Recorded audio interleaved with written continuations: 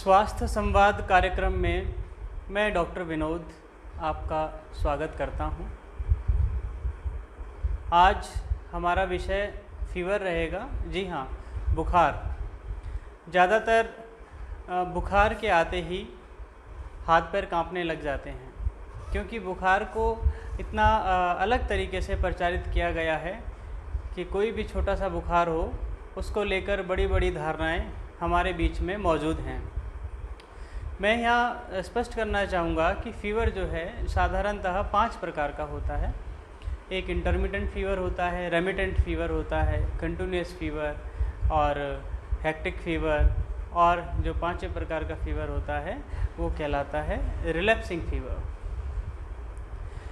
ये जो अंग्रेजी में जो मैंने बड़े बड़े टेक्निकल नाम बताए हैं, इनको साधारण भाषा में अगर हम समझें तो कुछ बुखार इस तरह के होते हैं जो बुखार आया, एक समय रहा, वो चाहे वो 8 घंटे रहे या 10 घंटे रहे, फिर वो एक अवस्था ऐसी आती है कि बिल्कुल चला जाता है, 1-2 घंटे के लिए चला जाता है और फिर दोबारा से बुखार चढ़ता है, फिर चला जाता है, फिर चढ़ता है। ये प्रक्रिया निरंतर चलती रहती है।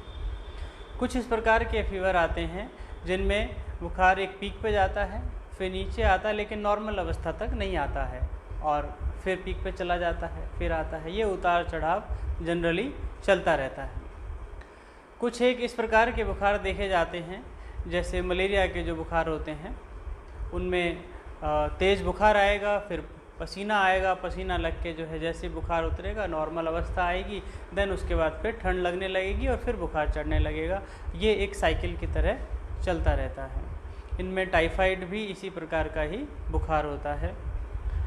तो ये जो तमाम तरह के बुखार हैं, इन बुखारों को लेकर बहुत सी धारणाएं बनी हुई हैं अलग अलग तरह की, लेकिन हम मेडिकल साइंस के अकॉर्डिंग और होम्योपैथी के अकॉर्डिंग हम अगर इन बुखारों को देखें तो बहुत ही आसान तरीके से बिना भय के इनसे हम जीत सकते हैं। पहली बात तो ये समझने की है कि बुखार जो है वो अपने आप में एक रोग नहीं है।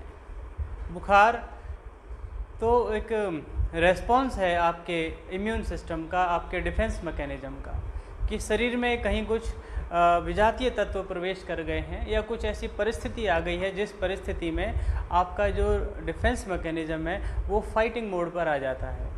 कुछ ऐसे तत्व शरीर में प्रवेश कर जाते हैं जो शरीर की हार्मनी को डिस्टर्ब करते हैं, और उस हार्मनी को डिस्टर्ब ना हो इसलिए बॉडी का जो डिफेंस मैकेनिज्म है वो बॉडी के अंदर हीट प्रोड्यूस करता है, ताकि वो जो विजातीय तत्व जो फॉरेन बॉडी के अंदर आई हुई है वो उसे निष्क्रिय कर दे और निकाल के बाहर फेंक दे। लेकिन हम उसका विपरीत करते हैं, उल्टा करते हैं। हमें उस बुखार की मदद करने की बजाय हम उसको दबा देते हैं। जैसे ठंडे पानी की पट्टी रखने से वो दब जाता है, बुखार आते ही तुरंत हम गोली खाते हैं बुखार के लिए तो बुखार दब जाता है। उसके कारण को हम नहीं पहचान पाते। अगर हम उस बुखार के आने के कारण को पहचान लें और उसकी थोड़ी मदद करें तो वह जिस वजह से आया है उस मकसद को पूरा करके और वो स्वतः ही चला जाएगा और हम एक बड़े संकट से बच सकते हैं। साधारणतः बुखार की गोली हर दुकान पर, परचूनी की दुकान पर भी उपलब्ध होती है और हर घर में ज़्यादातर पाई जाती है, और ये माल प्रैक्टिस है कि हम बिना किसी डॉक्टर की सलाह के, बिना चिकित्सक को दिखाए जो मन में आया वो गोली बुखार की खा ली है। और उनके प्रचार भी हम देखते हैं टीवी चैनलों के माध्यम से, सोशल मीडिया के माध्यम से, अखबारों में अलग अलग तरह के बुखार की दवाइयों के प्रचार भी हमारे बीच में मौजूद हैं। लेकिन अगर हमें स्वस्थ रहना है तो इस बुखार रूपी मित्र का स्वागत करना पड़ेगा, इसको समझना पड़ेगा। जब भी बुखार आए तो हमें क्या करना चाहिए? सबसे पहले तो 24 घंटे तक कोई भी दवाई का उपयोग नहीं करना चाहिए। किसी भी तरह का बुखार हो उसमें दवाई का उपयोग नहीं करना चाहिए। 24 घंटे सिर्फ ये देखना चाहिए कि उस फीवर की प्रकृति क्या है, वो किस तरह का बुखार आया है।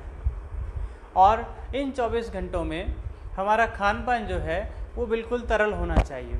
हमें जो सॉलिड हमारा खान पान है, रोटी सब्जी है और जो दूसरे अन्य पदार्थ बिस्किट चाय नमकीन वगैरह लेते हैं उनका त्याग कर देना चाहिए। इन 24 घंटों में हम सिर्फ लिक्विड डाइट पर रहें।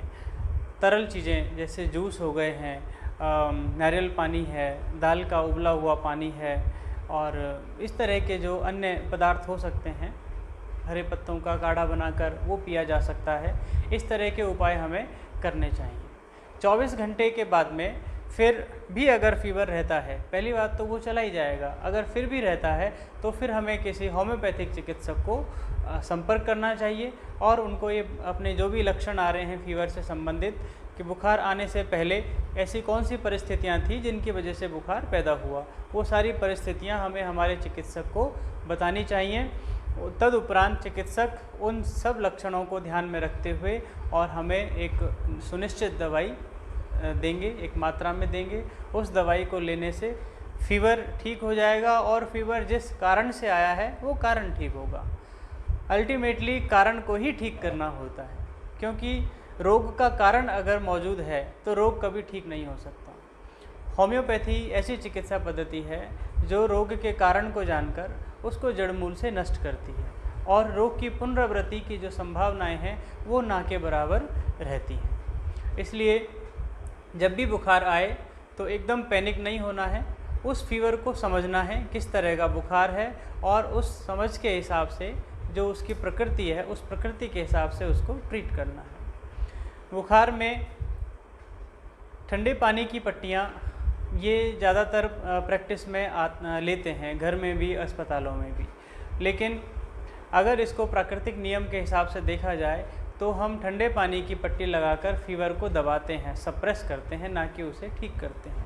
कुछ समय के लिए आप उसे दबा देंगे लेकिन फिर वो दोबारा आएगा, वो रिलैक्स हो जाता है लेकिन फिर दोबारा से वो रिकर होगा, वापस आएगा, देन फिर ज़्यादा प्रभावशाली रूप में आएगा। और अगर आपने और ज़्यादा उसको प्रभावशाली तरीके से दबा दिया तो वो शरीर के किसी ऑर्गन में जाकर वहाँ पैथोलॉजी डेवलप करेगा। शरीर से तो आप बुखार को हटा दोगे लेकिन वो शरीर के अंदर किसी और अंग में जाकर बीमारी पैदा करता रहेगा, वो फिर बड़ी क्रॉनिक रूप में बीमारी हमारे सामने उभर कर आती है। ऐसी परिस्थिति जब पैदा हो जाए जिस परिस्थिति में 106 के भी ऊपर अगर जाने की संभावना हो तो उस परिस्थिति में ज़रूर ऐसा किया जा सकता है कि ठंडे पानी की पट्टी कुछ समय के लिए रखी जा सकती है। लेकिन ज़्यादातर हमें अभ्यास में ठंडे पानी की पट्टियों को नहीं लाना है, क्योंकि वह रॉन्ग मेथड है प्रैक्टिस का। तो आज ये तमाम जानकारी बुखार को लेकर स्वास्थ्य संवाद कार्यक्रम के तहत मैंने रखी। आपने मुझे सुना, धन्यवाद, नमस्कार।